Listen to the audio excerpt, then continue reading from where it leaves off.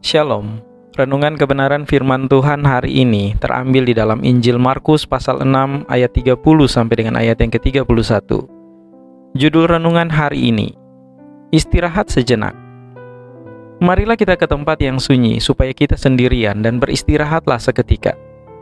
Dua ayat penting sering disamakan dengan kisah Yesus memberi makan 5.000 orang. Tetapi saya ingin kita berhenti sejenak. Ketika para rasul kembali dari mengajar dan menyembuhkan, mereka lelah. Popularitas mereka meroket. Mereka bahkan tidak punya waktu untuk makan. Apa tanggapan Yesus terhadap kondisi mereka? Istirahat. Dia tidak menunggu sampai orang banyak pergi. Dia tidak menunggu sampai pekerjaannya selesai. Dia melihat kerumunan yang berdesak-desakan di sekitar mereka dan berkata, "Marilah ke tempat yang sunyi supaya kita sendirian dan beristirahatlah seketika." Ketika kita berbicara tentang perbuatan baik, kita sering meyakinkan diri sendiri bahwa pekerjaan itu lebih penting. Kita mendorong kesehatan kita ke titik ambang batas. Kita kadang melakukan hal yang demikian. Ketika kita menolak untuk beristirahat, Tuhan membuat kita, mau tidak mau, akan terserang penyakit yang membuat kita terbaring di tempat tidur selama beberapa hari untuk dipaksa istirahat. Memang sulit untuk meninggalkan tanggung jawab kita, tetapi kita perlu menyediakan waktu untuk istirahat.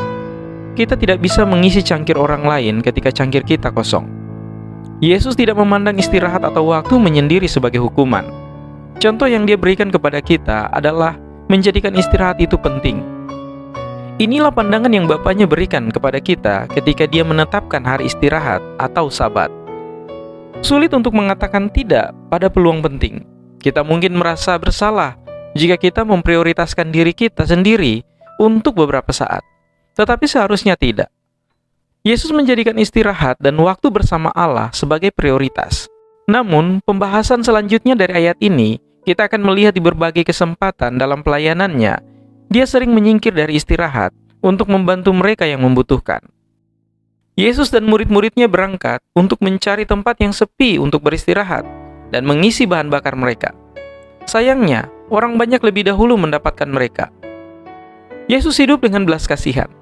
Kasih sayanglah yang membuatnya melupakan keinginannya untuk beristirahat demi kesempatan untuk mengajar. Kedua ayat ini mendorong sekaligus menantang kita. Hidup adalah keseimbangan. Ada waktu untuk istirahat dan ada waktu untuk melanjutkan tugas kita. Ada saat-saat untuk mengatakan tidak dan saat-saat di mana kita menjawab ya, bahkan ketika kita takut bahwa jadwal kita tidak akan berubah. Ingatlah, Anda penting bagi Tuhan. Dia akan memakai Anda dan memberi Anda kekuatan yang Anda tidak pernah tahu bahwa Anda memilikinya. Tetapi Dia juga ingin Anda beristirahat, memulihkan tenaga, dan menghabiskan waktu bersamanya. Belajarlah mengatur keseimbangan hidup, dan kiranya Tuhan Yesus menolong dan memberkati kita semua.